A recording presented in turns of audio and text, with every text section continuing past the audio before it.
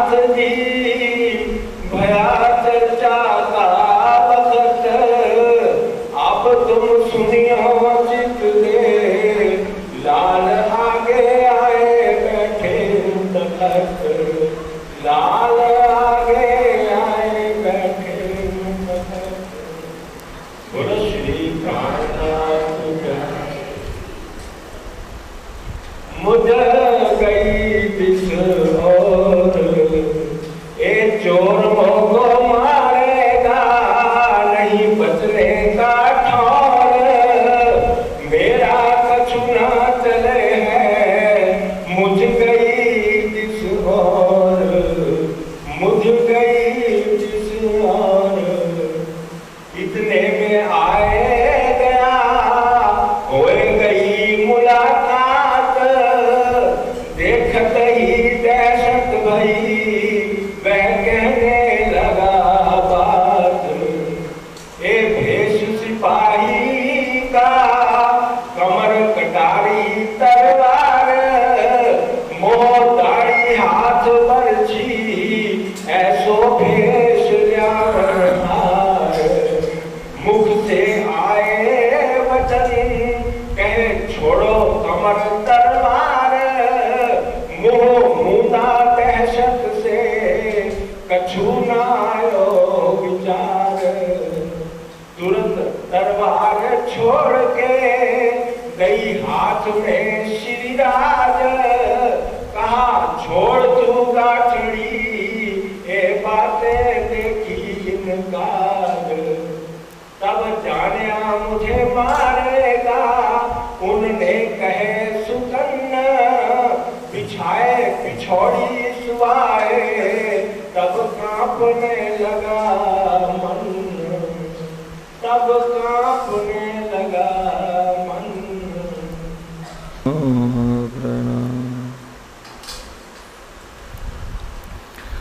बोलो श्री प्राणनाथ प्यारे की।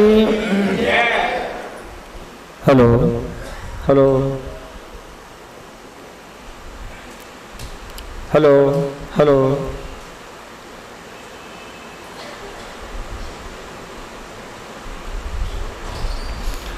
बोलो श्री प्राणनाथ प्यारे की। सिर्फ महाराज जयकारा लगाएंगे तभी आप लगाएंगे।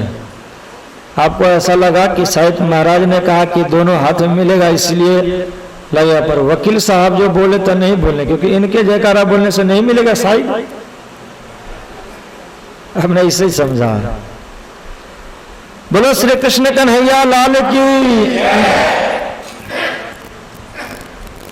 पीछे वाले सुंदर साहब जी मुझे लग रहा है कुछ शायद ज्यादा ही नाराजगी है आज, वो बिल्कुल नहीं बोल रहे हैं। अब आप लोग मत बोलिए, पीछे के सुंदर साहब जी बोलेंगे, इस थमले से उधर के सुंदर साहब। बोलो सदगुरु महाराज की, श्री बाजूराज महारानी की, स्वामी श्री लालदास जी महाराज की, सर्व सुंदर साथ की। प्राणनाथ सुंदर साथ जी श्रीमान निजानंद संप्रदाय श्री कृष्ण प्रणामी धर्म के संस्थापक सदगुरु धनी श्रीदेव चंद जी महाराज, जिनकी लीला हम श्रवण कर रहे हैं, और परमात्मा के लीला के संदर्भ में या परमात्मा का अवतार इस जगत के अंदर में हो और उनके द्वारा जो लीला होती है, उस लीला को श्रवण करने से धर्मशास्त्र ने भी कहा और वाणी ने कहा कि 14 लोक पवित्र हो जाता है। और पवित्र होने का मतलब ये नहीं है कि सिर्फ परम धाम मिल जाता है। पवित्र होने का अर्थ है कि वो इतने पात्र बन जाते हैं, इतने उनके अंदर में पात्रता आ जाती है कि दुनिया में जो भी कोई आप कामना करे हर इच्छाएं आपकी पूरी होगी पात्रता होने के बाद।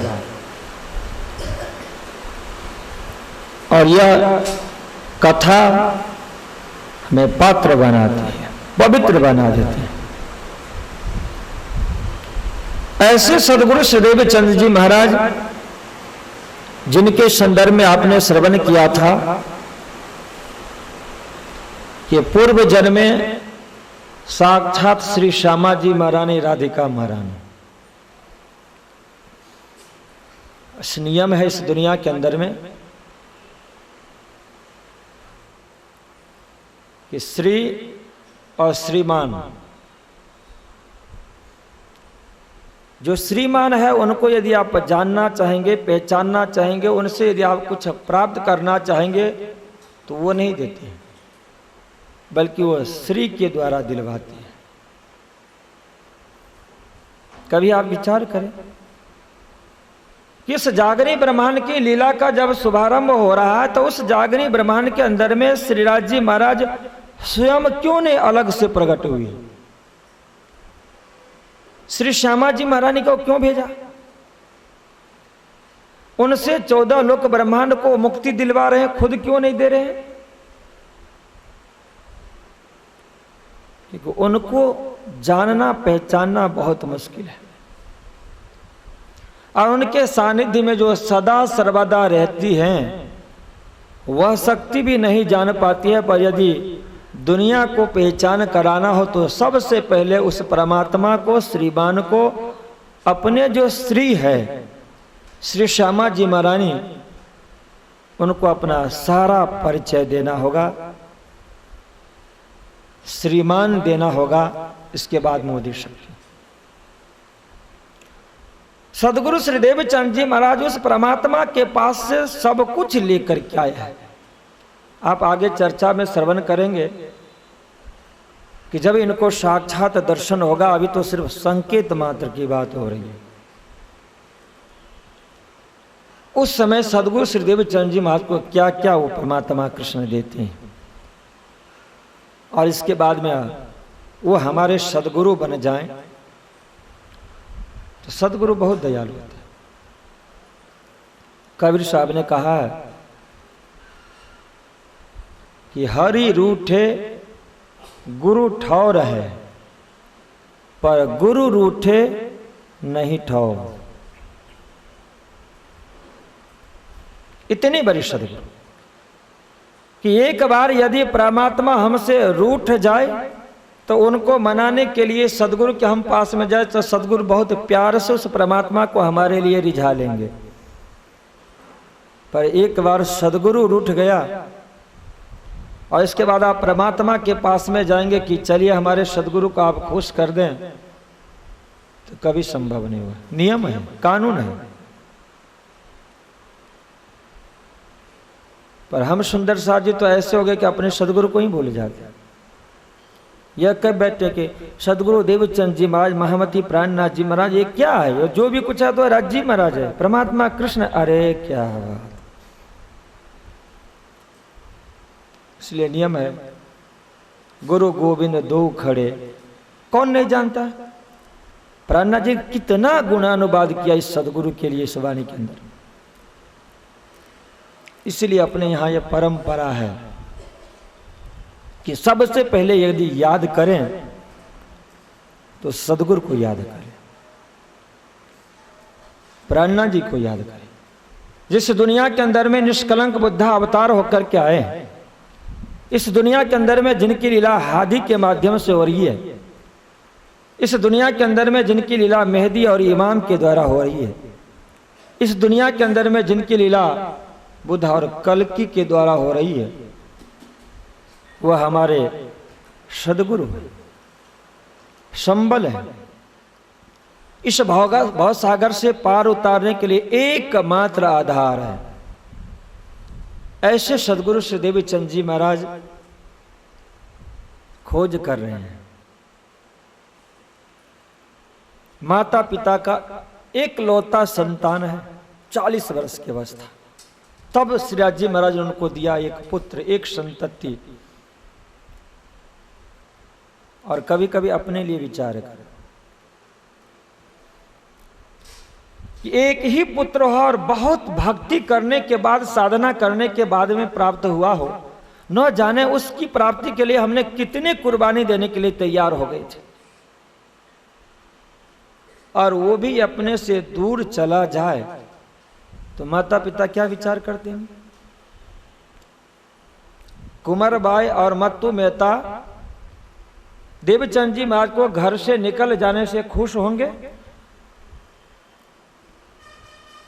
एक बार कुंवरबाई और मत्तू मेहता का दिल को समझने का कोशिश करें, वो भी आनंद, क्या पीड़ा होती है उनके अंदर, पर चल पड़े। रास्ता में गए, डर हो रहा है, भय हो रहा है। पर स्वामी श्री लालदास जी महाराज ने सदगुरु सुदेव चंद जी महाराज के इस जीवनी में कहीं भी ऐसा उल्लेख नहीं किया कि जब जब भी इनके ऊपर में आपत्ति आई हो उस समय में ये अपने माता पिता को याद किए हो, कभी भी नहीं। जब डर रहा था उस समय में उनको ऐसा एहसास होना चाहिए था कि वो मैंने भूल कर ली, कि माता पिता के दिल दुखा करके चल पड़ा, उनसे पूछे बिना मैं चल पड़ा हूं, इसीलिए यह आपत्ति आई है कि रात्रि का समय है, डर हो रहा है, पेट में सूल हो गया है, मन में विचार आया कहीं ऐसा न हो कि चोर आ जाए हमें लूट ले, और विचार करते ही सामने रात्रि का समय एक व्यक्ति का दर्शन हुआ। स्वामी श्री लालदास जी महाराज ने लिखा कि एक शख्स दीदार दिखाई दी, और जैसे वह दिखे तो फिर आपके मन के अंदर में वह शंका हो गई कि ये चोर मुंह को मारेगा, नहीं बचने का ठौर। मेरा कछु न चल है, मुझ गई दिशा। विचार संकल्प विकल्प करना ही समाप्त हो गया कि आत्मरक्षा के लिए अब मैं क्या करूं, कुछ समझ में नहीं आ रहा। सदगुरुदेव चंद जी महाराज को मन में विचार ही हो रहा, और ऐसे विचार की अवस्था में धीरे धीरे वह व्यक्ति बिल्कुल सामने आकर के खड़ा हो गया। खड़ा हो जाने के बाद में सदगुरु सुदेव चंद जी महाराज की, और जो सामने खड़ा है पुरुष, दोनों का आप चिंतन करें। और जैसे राज्य मां ने परमधाम में खेल का वर्णन करते समय ऐसा दृश्य खड़ा किया कि ब्रह्म प्रियाएं कभी खुश होती है, कभी घबरा जाती है, कभी आंखों से अश्रु की धारा बह पड़ती है। हर प्रकार की स्थिति थी परमधाम में। जिस समय में इसका संवाद हो रहा था उस समय में भी, और आप जब दर्शन करेंगे, चितवन करेंगे तो यही आनंद होगा। ऐसे ही विचार करते इतने में तो नजदीक आ गया था, और उनका वेश के लिए लालदास जी महाराज ने लिखा कि यह वेश चोर का नहीं था, यह वेश सिपाही का, सिपाही वेश धारण, कमर में तलवार है, हाथ में बर्छी है। नजदीक आ गया और कुछ पूछा नहीं, मुख से आया वचन कि कहे छोरो कमर तलवार के वत्स, आपके कमर में जो तलवार है वह तलवार मुझे दे दो। लालदास जी ने लिखा उसी समय में कि तुरंत तलवार छोड़ के दयो हाथ में श्रीराज। सुना, कमल से तलवार निकाल करके तुरंत दे दिया हाथ, और मन में विचार कर। इसके बाद में उन्होंने कहा कि आपके पीठ के ऊपर में जो गठड़ी है वो गठड़ी भी मुझे दे दो।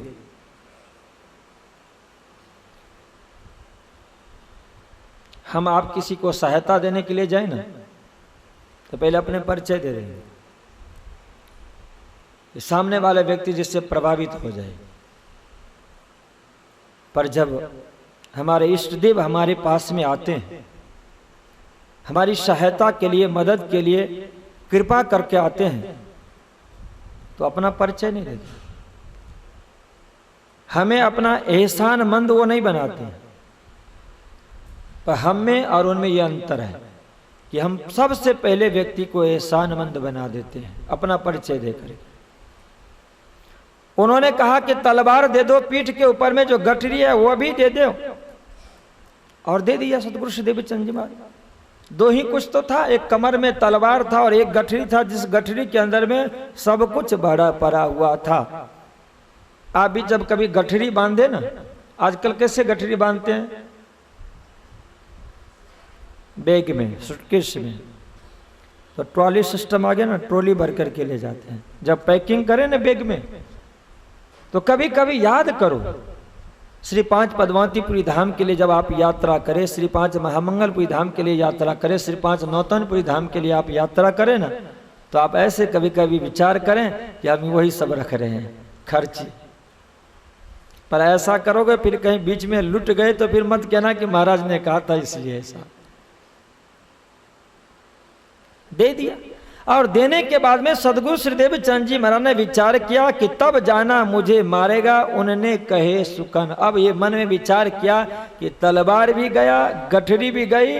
अब श्री देवीचंद जी महाराज ने मन में विचार किया कि अब तो मुझे मार ही डालने वाले हैं।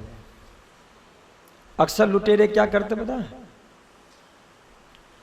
जो आपके पास में हथियार हो ना, वो हथियार पहले ले लें। गठरी क्यों नहीं लिया,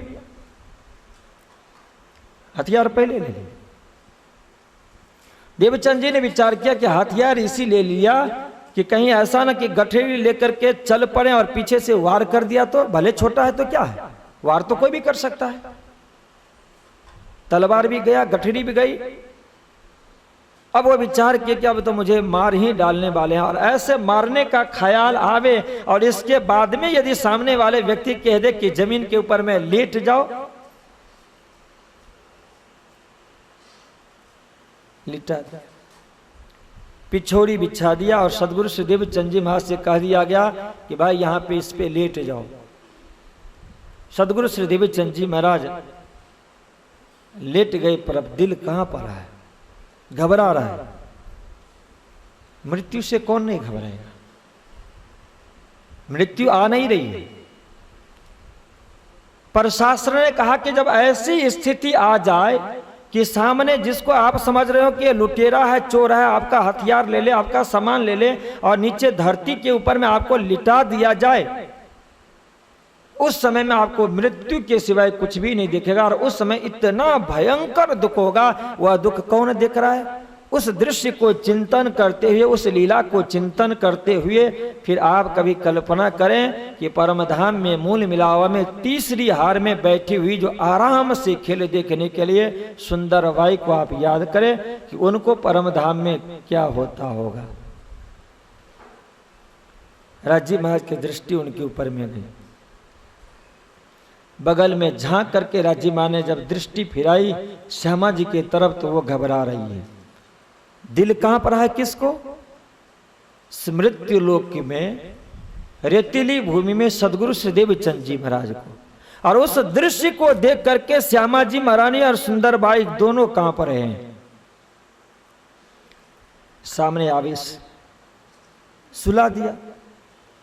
और सुलाने के बाद में उनके हाथ में जो बर्छी था, उस बर्छी को आपने जमीन में रेती में डाल दी। और इसके बाद श्री देवीचंद जी महाराज ऐसे ही सोए हैं। जिस पुरुष ने दर्शन दिया है, अपना दाहिना पैर उठा करके उनके बाएं पैर के जांग पे दबाया। वैद्य है, परमात्मा क्या नहीं है, डॉक्टर वैद्य है, वो सेठ है,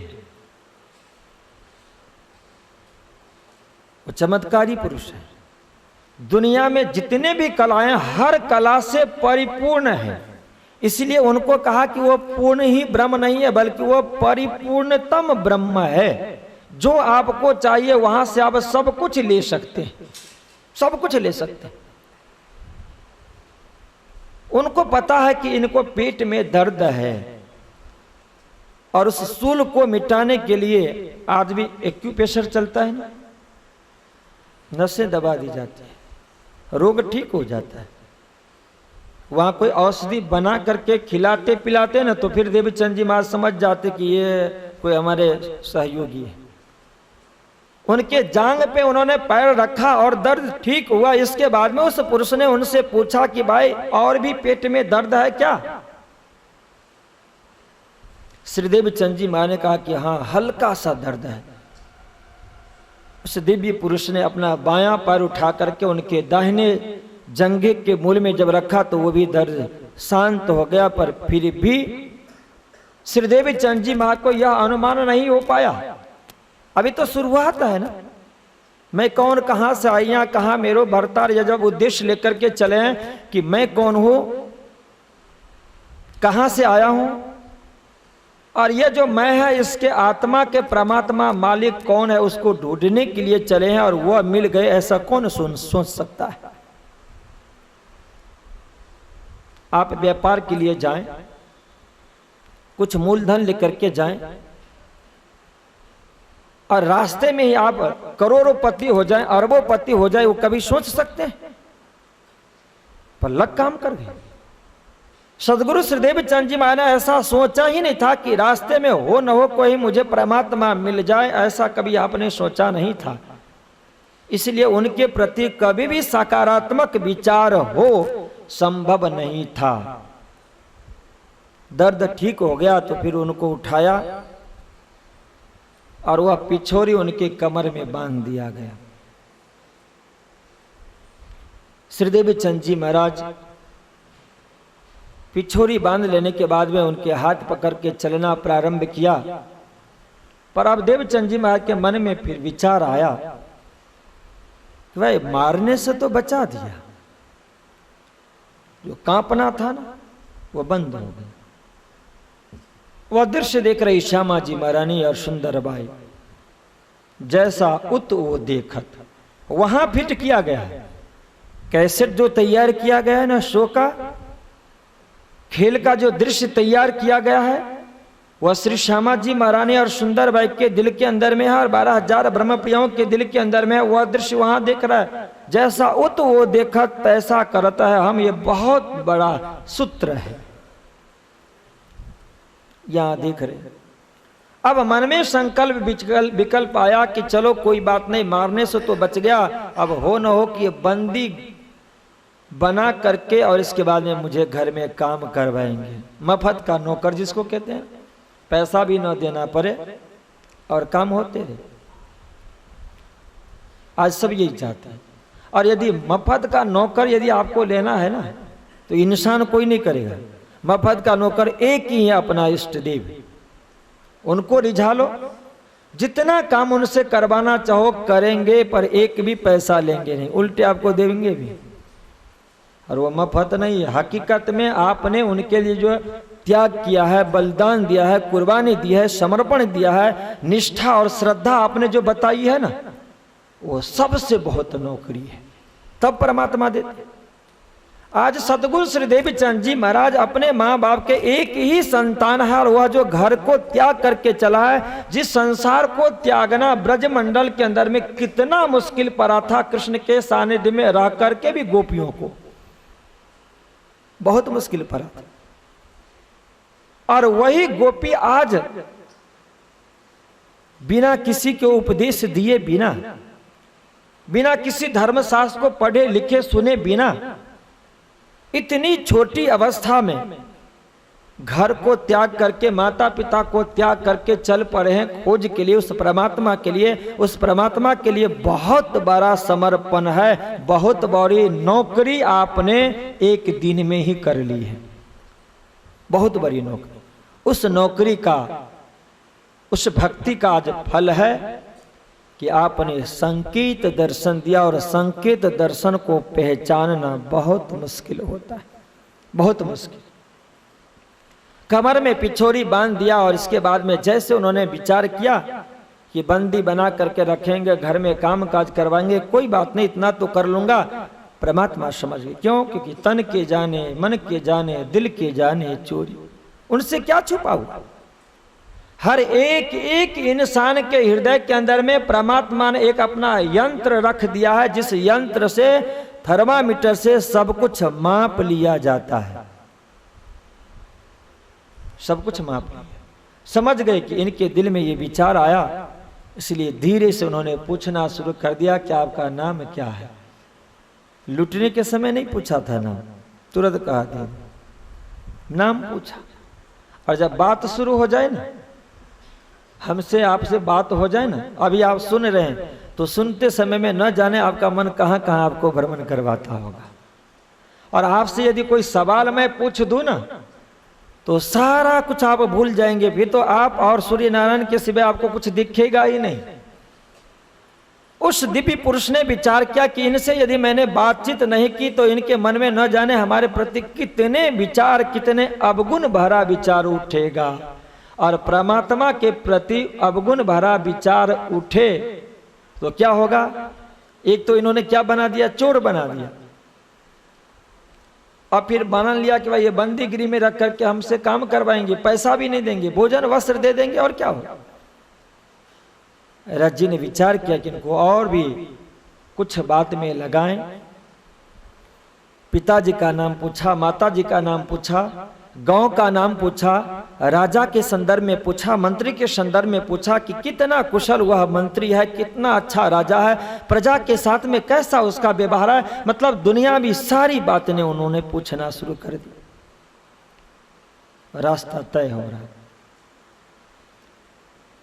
पार करते हुए आप निकलते गए और जिस परमात्मा के साथ में जा रहे हैं उनके लिए जिसने सारी दुनिया को बनाई है, जिसने समतल भूमि भी बनाई हो और रेतीली भूमि भी बनाई हो, चलना उन्हीं को है।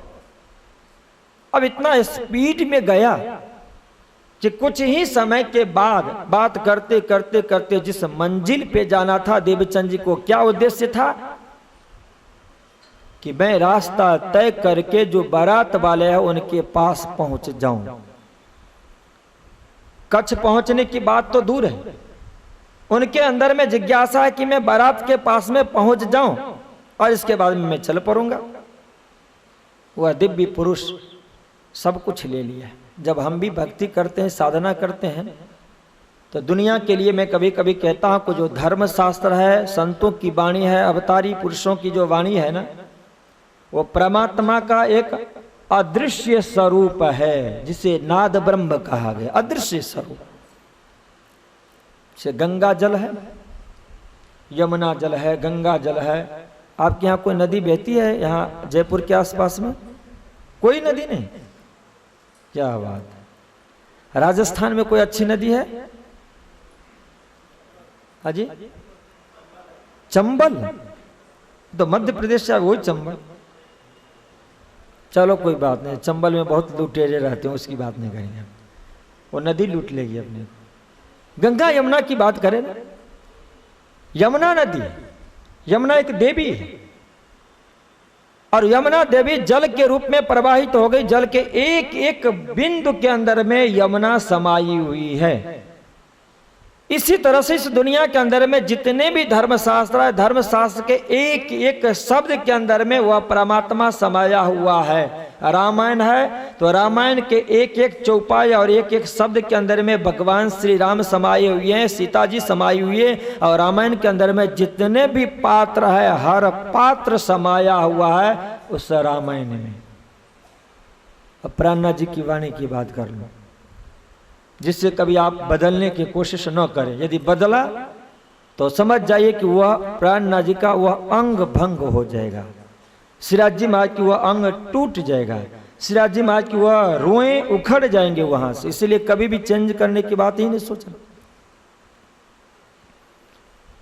18,758 वाणी के जो एक एक चौपाई का एक एक शब्द है वह अक्षरातीत पूर्ण ब्रह्म परमात्मा सिराज जी महाराज का संपूर्ण स्वरूप है। उसके अंदर में ओतप्रोत हो गए उस वाणी के अंदर में, और उसका जब हमें आश्रय मिल जाता है तो हमारा बेड़ा पार हो जाता है। सदगुरु श्री देवचंद जी महाराज अब तक किसी भी धर्मशास्त्र को देखा नहीं, पर उस धर्मशास्त्र के अंदर में नियम बनाया गया है कि जब आप उस नाद ब्रह्म के प्रति आप चल पड़ते हैं, उसमें जो कुछ लिखा है उसका एक नियम है। परमात्मा ने नियम बनाया कि जब आप मुझे खोजने के लिए चलेंगे, मेरी भक्ति यदि आप करेंगे, तो मैं आपको सब कुछ उठा लेने के लिए तैयार हूं।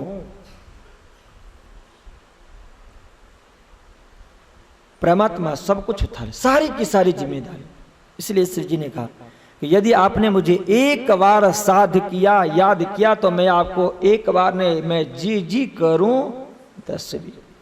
नियम दुनिया में है कि एक नौकर अपने बॉस के पास में, मालिक के पास में नौकर जी जी करता है, और यदि वह नौकर इतना सेवा भावी हो कि अपने मालिक को खुश कर लिया हो ना, तो मालिक को भी 10 बार जी जी करने के लिए मजबूर कर देगा। और अभी तक का प्रसंग आप सुनेंगे हरजी व्यास का और कांजी भाई का।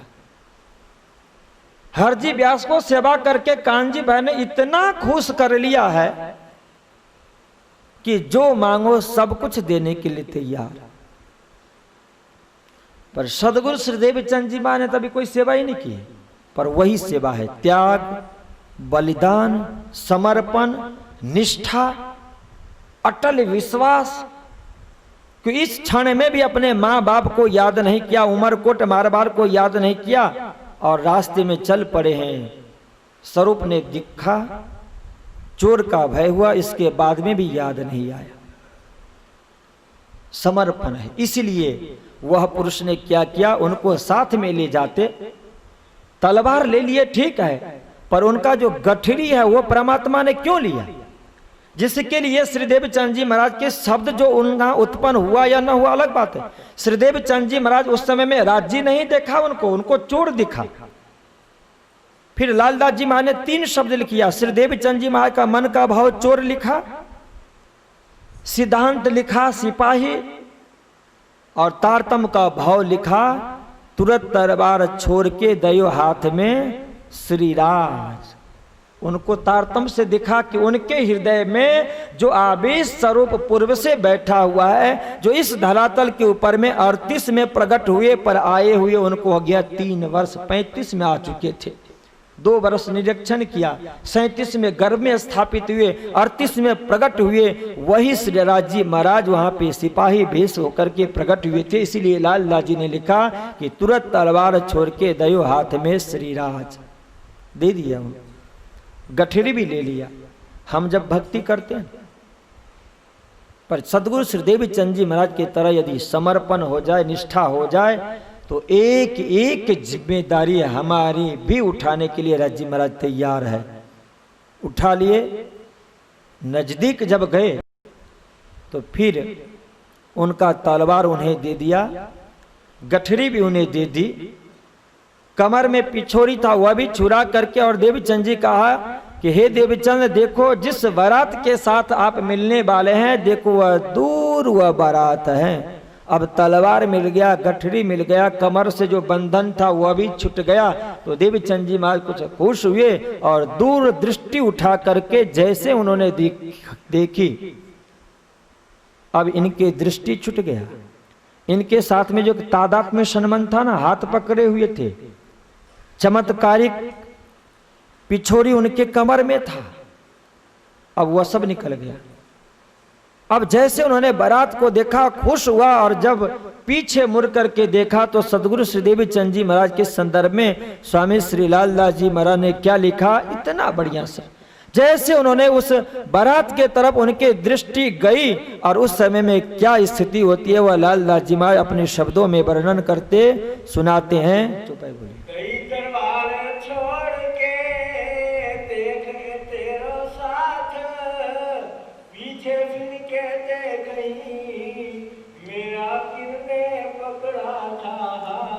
बोलो श्री प्राणनाथ प्यारे की। वहाँ तो कछु न देखी, कौन कहाँ गयो ए तहकीक मेरा खावंद, कियो विलाप याद करते। स्वामी श्री लालदास जी महाराज अपूर्व दृश्य का वर्णन किया। जैसे उनकी दृष्टि उस तरफ गई, इनका सामान इनको मिल गया, देखा और पीछे मुड़ करके देखा तो कहा कि हमारा हाथ किसने पकड़ा था, स्वरूप अदृश्य हो गए। और यह जो दृश्य है जो साथ में आया था अदृश्य हो गया। अदृश्य होकर के सदगुरु श्रीदेव चंद जी महाराज को दुखी नहीं किया, बल्कि जिस रास्ता पर सदगुरु श्रीदेव चंद जी महाराज आगे बढ़ने जा रहे हैं उसमें और मजबूती आ गई, दृढ़ता होगा। महामती प्राणनाथ जी महाराज जो तारतम्य में वर्णन करेंगे कि दुख से प्यूजी दुख से बिरहा उपजे बिरहे प्रेम ईशक की जो उन्होंने बात की है वह यहां स्पष्ट हो रहा है कि अब इनको पश्चाताप हुआ, दुखी हो कि मैंने कितनी बड़ी भूल कर ली। जो मेरा लक्ष्य है जिसे मैं खोजने के लिए जा रहा हूं वह पुरुष ही मेरा हाथ पकड़ करके इतने लंबे समय तक इतना लंबा रास्ता तय करवा दिया। मेरी गठरी भी उन्होंने पीठ पे धोया, मेरा तलवार भी उन्होंने रखा और मेरा हाथ पकड़ कर यहां तक ले आया और इसके बाद मैं पहचाना नहीं पाया। दुखी हुई और दुखी होकर के उन्होंने उनके प्रति इतना विरह दिखाया जो कल आपने श्रवण किया था कि 81वां पक्ष तक की इनकी भक्ति हो चुकी है। ये भक्ति, ये साधना, ये रास्ता तय करने वाले जो दिव्य आत्मा है उनको 25वां पक्ष वाले दिव्य शक्ति आगे बढ़ा रहे हैं।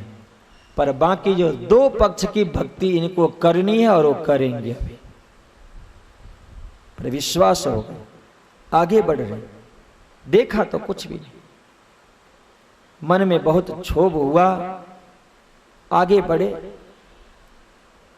जैसे उनके नजदीक गए, उनके बारात वाले थे, उन लोगों ने देखा कि भाई ये प्रातः काल का समय, अब इस समय में चांदनी का प्रकाश भी छुप गया है, प्रकाश अंधेरे अंधेरे अकेला एक व्यक्ति आ रहा है। उन लोगों ने देखा कि भाई ये कौन आ रहा है और दूर से आते हुए देखते हुए उनको उन्होंने आवाज लगाई कि भाई आप कौन इस तरफ आ रहे हो।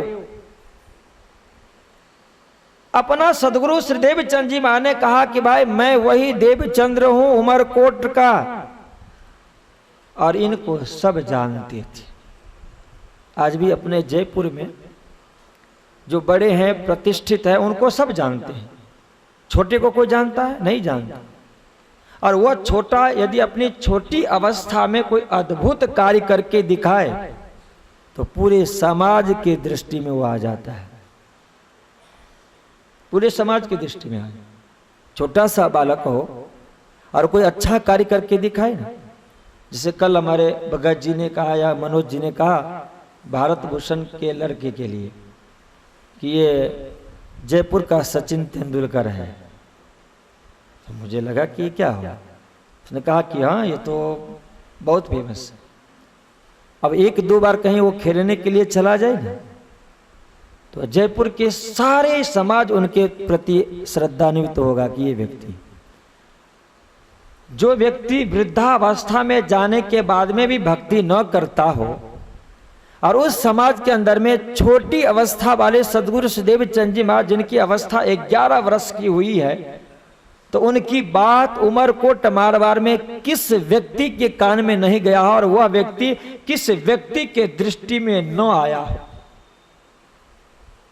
श्रीदेव चंद जी महाराज को इतना ही कहना काफी था कि मैं देवचंद्र हूं, और सब के सब खुश हो गए, आश्चर्यचकित हो गया कि अरे देवचंद, अभी हम लोग तो आए और ये व्यक्ति कैसे इतना जल्दी हम लोग के साथ में आ गया। उनकी आवाज को पहचान लिया और जैसे उनके नजदीक पहुंचे तो वो लोग बहुत खुश हो गए। शर्मिंदा तो हो ही गए सब, पर आखिर करे तो क्या किया। पर देवचंद जी इतनी भक्ति में लीन हो गया है कि समाज के हर एक एक व्यक्ति के दिल के अंदर में बैठ गया, सम्मानित हो गए। उनको बहुत प्रेम से साथ में ले गए और जो उस ग्रुप का दीवान था लालदास, उनके पास ले गए। उनके पास ले जाकर के उनको बैठाया, पूछा कि देवीचंद धन्य हो, कैसे आ गया, रास्ता कैसे मिला। सदगुरु श्री देवीचंद जी महाराज ने कहा कि हम चले आए जैसे बंग। सारा इतिहास नहीं बता दिया हम, और हम आप रहते तो क्या करते।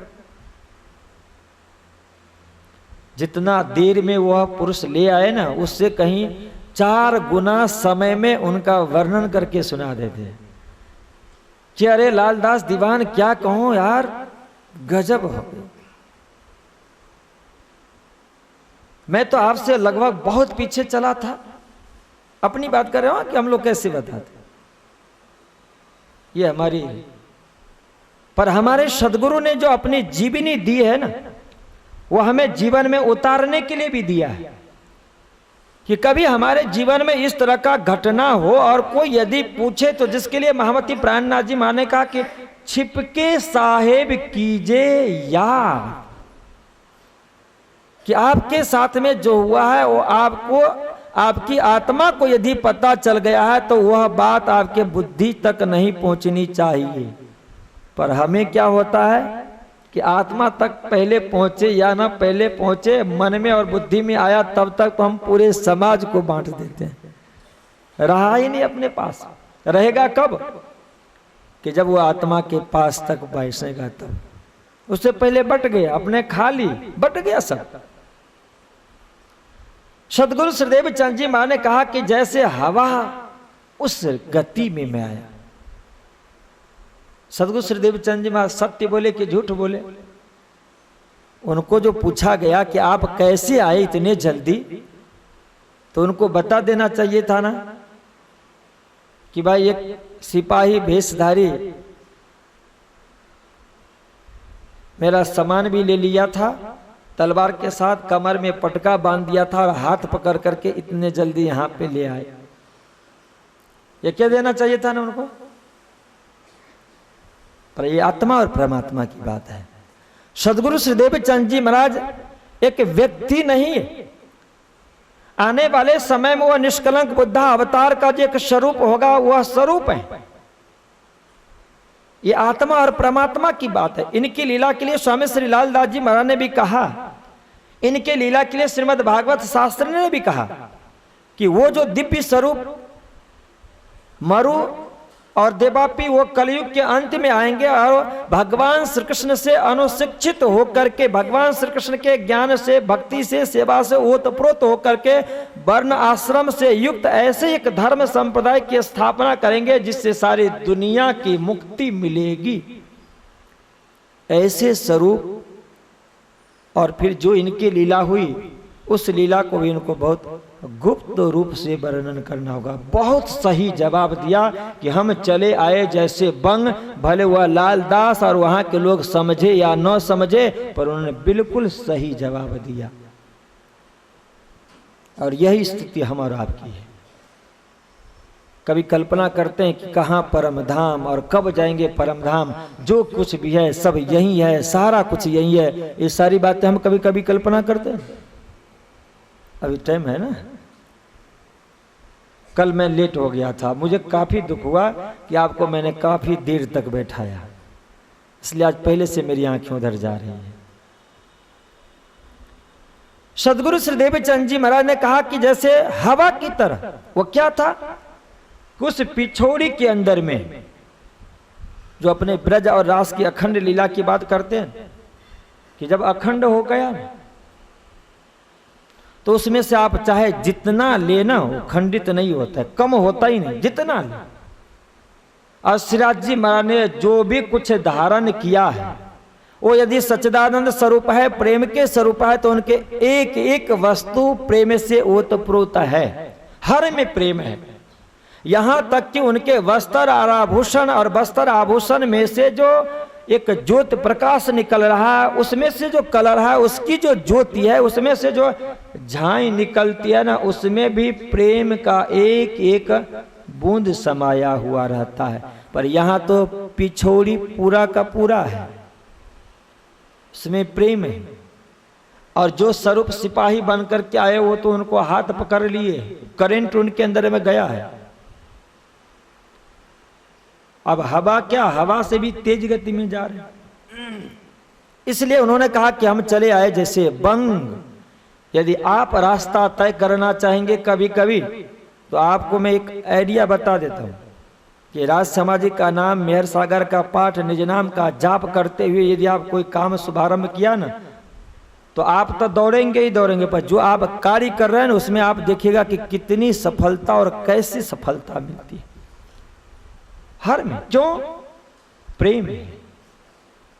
राज जी महाराज का स्वरूप प्रकट हो और बाल्टी भर करके प्रेम ले आएंगे, फिर गिलास भर भर करके आपको पिलाएंगे, तब आपको प्रेम मिलेगा। ये प्रेम नहीं मिलता है। वो बाल्टी भर करके क्या है, उसमें बाल्टी क्या है, उसके अंदर में भरा हुआ प्रेम क्या, वो बहुत अपूर्व बात है। कार्य में लगाइए उनकी लीला को, आप अपने चिंतन में लगाइए उनकी लीला को, वह प्रेम वहां प्रवेश करेगा। सबको हुआ है दुनिया में। जिसने भगवान श्री राम की भक्ति की है, जिसने इंद्र देव की उपासना की है, जिसने सूर्य की उपासना की है, जिसने वरुण की उपासना की है, जिसने लक्ष्मी की उपासना की है, उनका इष्ट देव उनको गति दी है। तो इस दुनिया के अंदर में सारे देवी देवताओं को, भगवान को, ईश्वर को जिसने गति दी है, जिसने शक्ति दी है, उसकी यदि हम आराधना करें, और आराधना के लिए है क्या, उनका नाम है, उनकी लीला है, उनका स्वरूप है, उनका शोभा श्रृंगार है, यही तो आराधना के एक साधन है ना। और उस साधन को यदि हम अपनी साधन में लगा दें, विद्या हमारी साधना है, उस विद्या में यदि हम निज नाम को लगा दें, मेहर सागर को लगा दें, इसके बाद में देखिए कि वह विद्या कितने फलवती होती है। आप उस विद्या में, उस मेहर सागर को, निज नाम को लगा करके यदि आपने कोई डिग्री ली और इसके बाद में आपको जॉब नहीं मिलेगा, इसके बाद में आपका बिजनेस नहीं चलेगा, कभी नहीं हो सकता, गति आ जाए। श्रीदेव चंद जी मां की जीवनी में यह है कि जिस तरह से श्रीदेव चंद जी मां के हाथ में करंट आ गया प्रेम का, कमर में करंट आ गया पिछोरे के प्रेम का, और इतने स्पीड में आप चले कि घंटों का रास्ता अपने मिनटों में तय करके वहां पहुंच गए। उनको आपने सारी बातें बता दी। अब दीवान ने कहा कि भाई आप आए हो धन्यवाद, पर आप अपने आसन लगाओ, हम लोग भी देखो जस्ट अभी तुरंत आए ही हैं। स्वामी श्री लाल दास ने कहा कि कोई वो डेरा डंडा अपना बिछा रहा था, कोई गठरी खोल रहा था, और उसी समय में देवीचंद जी महाराज पहुंचे। समय हुआ ही नहीं, श्रीदेव चंद जी महाराज सब सामान तैयार करना शुरू किए, स्नान वगैरह हो गया। दीवान ने कहा कि भाई हमारा भोजन तैयार हो रहा है, आप ये स्नान करके आओ, पूजा पाठ करके आओ और भोजन प्रसाद ग्रहण करो। श्रीदेव चंद जी महाराज ने कहा कि भाई हमारा तो नियम है कि हम अपने बनाते हैं, को पता है, और हम वृद्धावस्था में पहुंच जाते हैं, फिर भी हमें चाय बनाने नहीं आती है। आती है चाय बनाना? सदगुरु श्रीदेव चंद जी महाराज, अब आप लोग कभी कभी कहें कि अपना सदगुरु श्रीदेव चंद जी महाराज 11 वर्ष की अवस्था में इस ट्रेंड हो गए थे। रोटी बनाना उनको आता था, कपड़ा साफ करना उनको आता था, सब कुछ कर लिया करते थे। और अपने तो चाय पीनी हो, घर में ना हो तो फिर अपने निकल जाते दुकान पे, पी लेते हैं चाय। बोलो श्री प्राणनाथ प्यारे की। श्रीदेव चंद जी महाराज ने कहा कि मैं खुद बनाता हूं। दीवान ने कहा कि यदि आप खुद बनाते हो तो हमारे पास से सीधा सामान लो, सामग्री लो और खुद बना करके इसके बाद में भोजन प्रसाद ग्रहण करो। सदगुरु ने जवाब दिया कि नहीं नहीं, वो भी मैं लेकर के आया हूं। हम लोग रहते तो क्या कहते कि चलो यार ठीक है, अच्छी बात है, अपना सामान तो आगे भी चलेगा काम, अभी मिल रहा है तो क्या फर्क पड़ता है, ले लेते हैं। ले लेते हैं कि नहीं ले लेते हैं? पर नहीं, उद्देश्य ये नहीं है। सदगुरु श्रीदेव चंद जी महाराज का उद्देश्य है कि अपने पुरुषार्थ से, पिता के पुरुषार्थ से जो भी हमें मिला है वो जब तक अपने पास में है उसको अपने पहले खर्च कर लें, इसके बाद की बात फिर बाद में देखी जाएगी। उन्होंने कहा कि नहीं, मैं तो सामग्री लेकर के आया हूं। लालदास दुखी हो गया, उन्होंने कहा कि ये तो ठीक नहीं है, भले ये राजा जैनी है पर मैं तो कैस्त हूं और आप भी कैस्त हो, हम एक जाति, पर अपनी जाति में ये रीति रिवाज नहीं, नियम है कि यदि एक दूसरे से मिले तो एक दूसरे का सहयोग होना चाहिए। अभी सहयोग दिखाए ना, पर जिस समय में घर में उमरकोट मारवाड़ से जान बाराती निकल रही थी, उस समय भी तो देवचंद जी महाराज गए थे ना,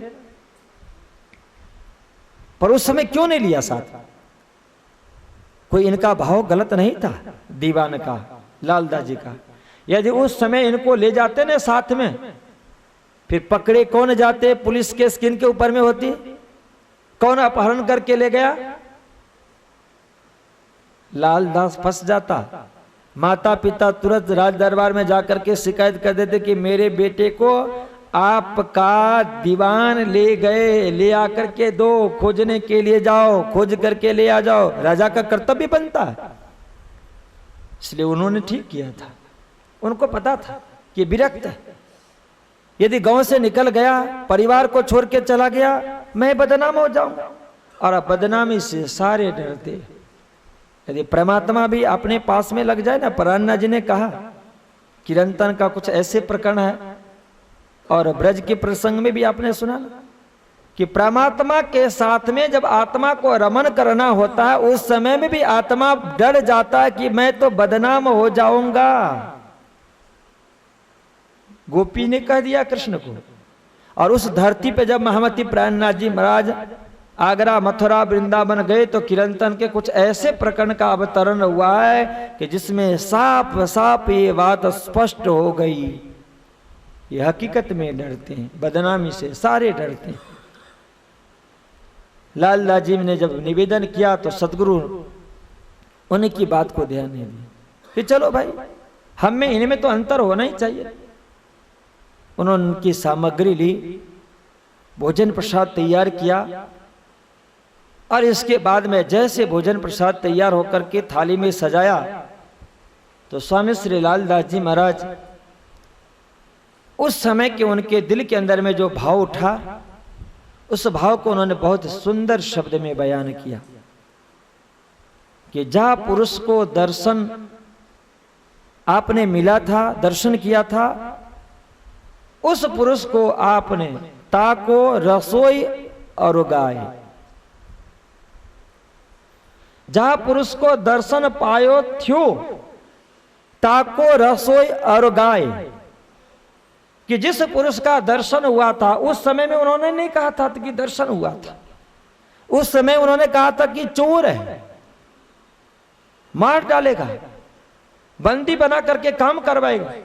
पर जब वो अंतर ध्यान हो गए तो अंतर ध्यान हो जाने के बाद में उनको पता चला कि भाई कोई एक व्यक्ति होता, बंदी खाना में रख करके काम कराने वाला होता, चोर होता, तो अदृश्य थोड़ी हो जाता।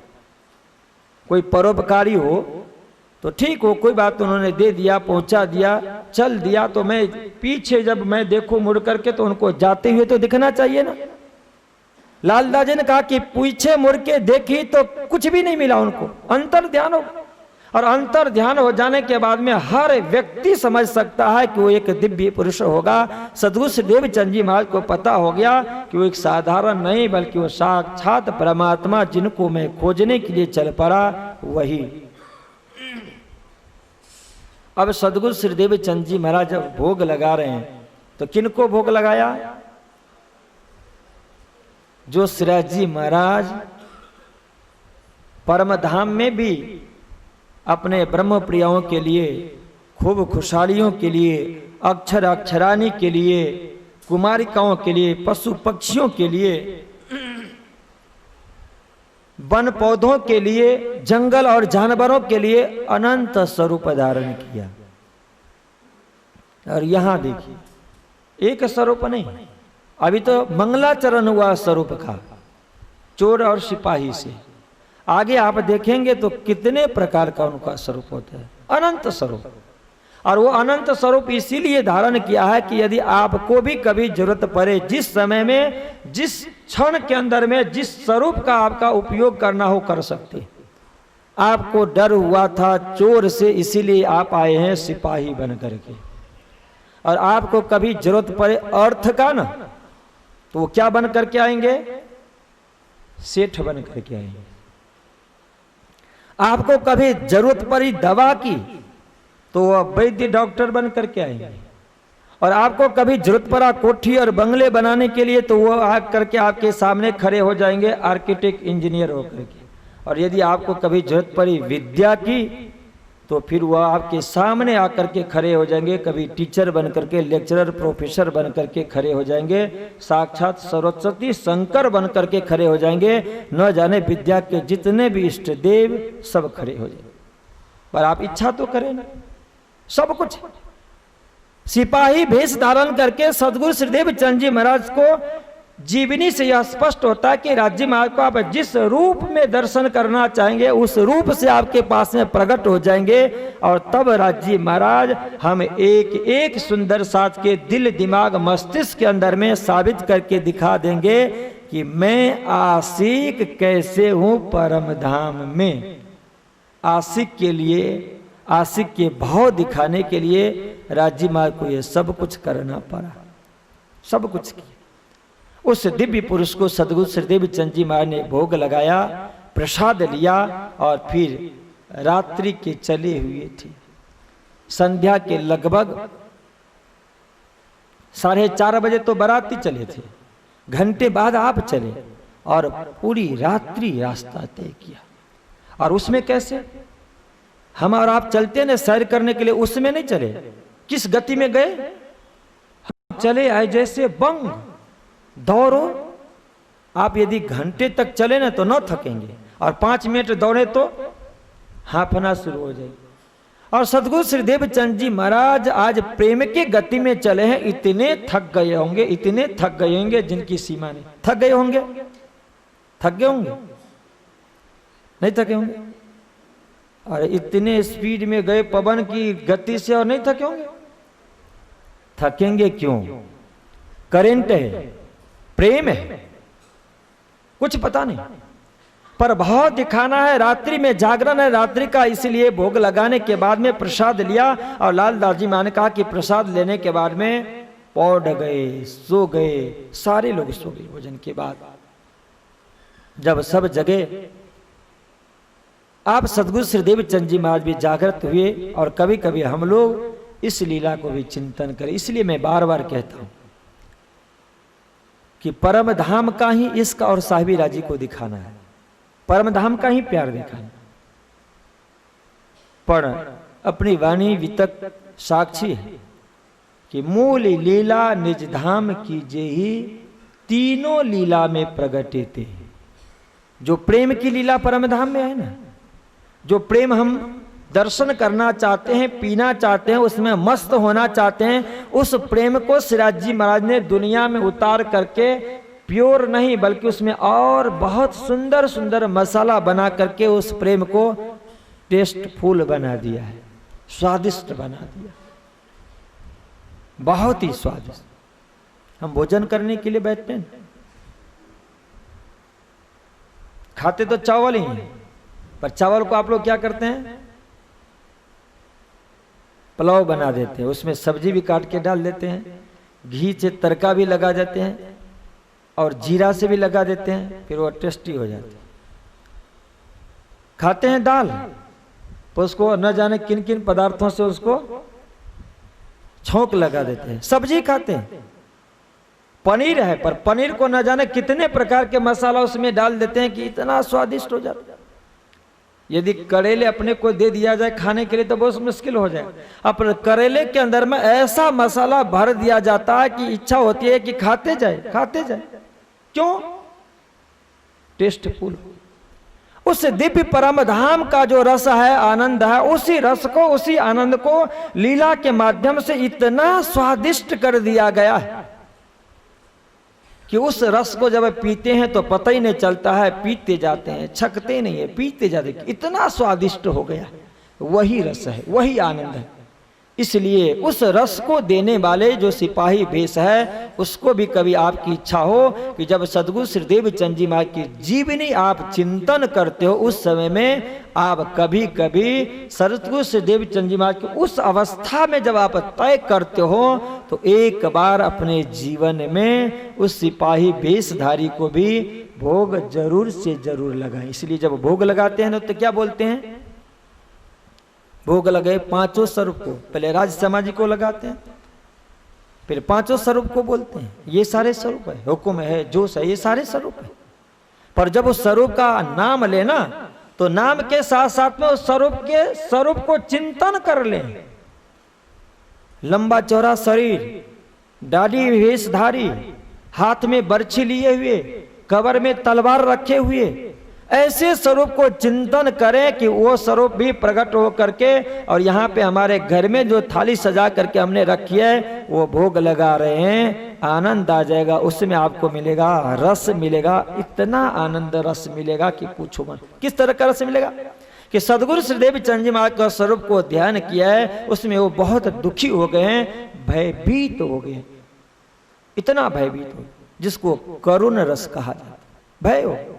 और इसके बाद में फिर वह स्वरूप जब अंतर ध्यान हो गए, इसके बाद में श्री देवचंद जी महाराज इतना प्रफुल्लित हैं, उस हैं, वो स्वरूप को चिंतन करके उनको भोग लगा रहे हैं। और चिंतन के क्षण में यदि आपने सद्गुरु श्री देवचंद जी महाराज की वो छोटी अवस्था, उनका हृदय, उस हृदय में उस स्वरूप को यदि आपने दर्शन किया, तो फिर बेड़ा पार ही हो गया, फिर डबल रस मिल गया। श्री देवचंद जी महाराज जब जागृत हुए, सब लोग वहां पे जगे, चलने की तैयारी हुई। चलना कहां है? कच्छ जाना है। अभी तो एक रात्रि का सफर हुआ है, 3 और बाकी है, 4 दिन का सफर है, बहुत लंबा सा। सब तैयार हो गए।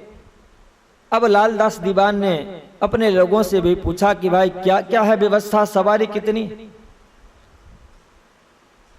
पूछा गया तका कि भाई 200 तो घोड़े ऊंट है और एक बेहल, एक रथ है।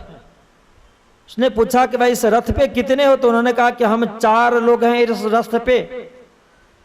मंत्री ने आज्ञा की कि भाई ये 4 हो तो ये 5वां श्री देवचंद जी को भी बैठा लो, और ऐसे 5वें के रूप में आप बैठ करके इसके बाद फिर वहां से आप प्रस्थान करते हैं कच्छ यात्रा के लिए सद्गुरु श्री देवचंद जी महाराज। और ऐसे सद्गुरु श्री देवचंद जी महाराज के सुंदर छवि को हम दर्शन करेंगे कि कैसे वो जागृत हुए, तैयार हुए, और फिर उनका सामान सब कुछ डाल दिया गया रथ पे, और हमारे सद्गुरु श्री देवचंद जी महाराज अब एक रथ पे बैठ गए हैं, जिसमें 2 ऊंट जोड़े गए हैं, 4 आदमी बैठा हुआ है, और 5वें सद्गुरु श्री देवचंद जी महाराज और उनके साथ में हम जयपुर के सारे सुंदर साथ यात्रा कर रहे हैं कच्छ के लिए।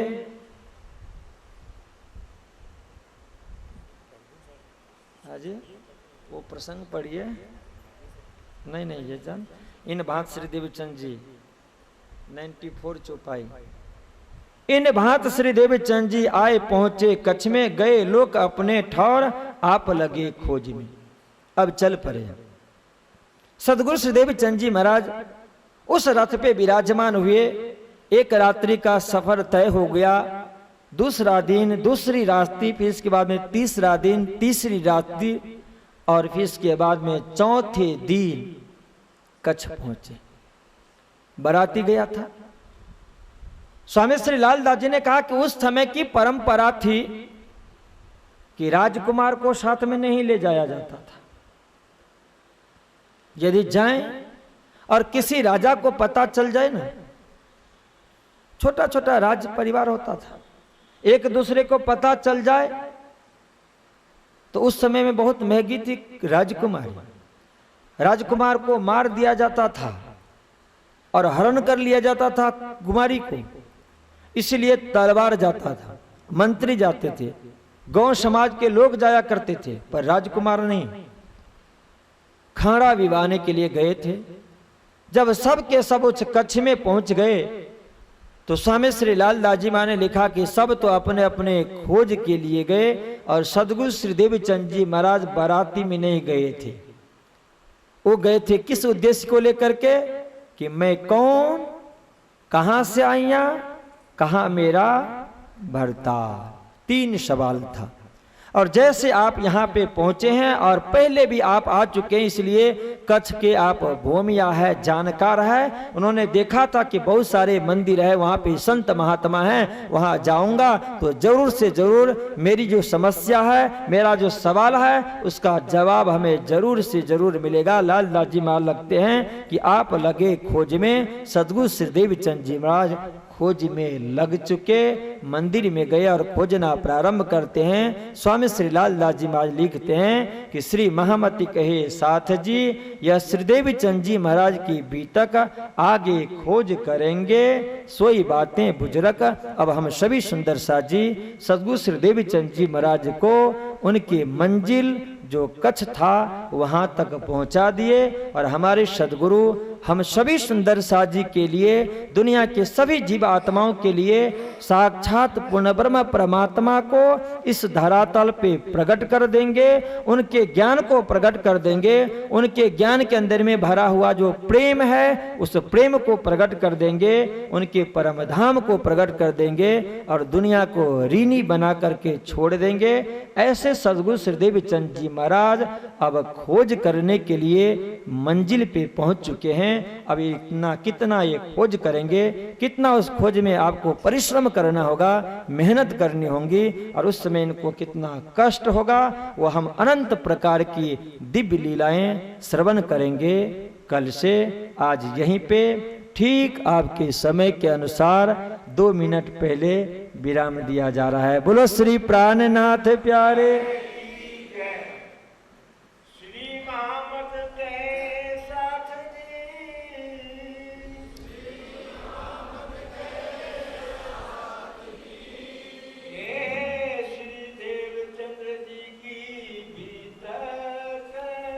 ये श्री देवचंद्र जी की बीतक आगे खोज करेंगे,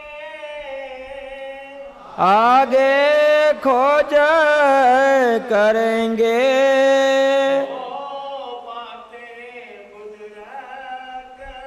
सो बातें बुजरा कर, सो बातें बुजरा कर।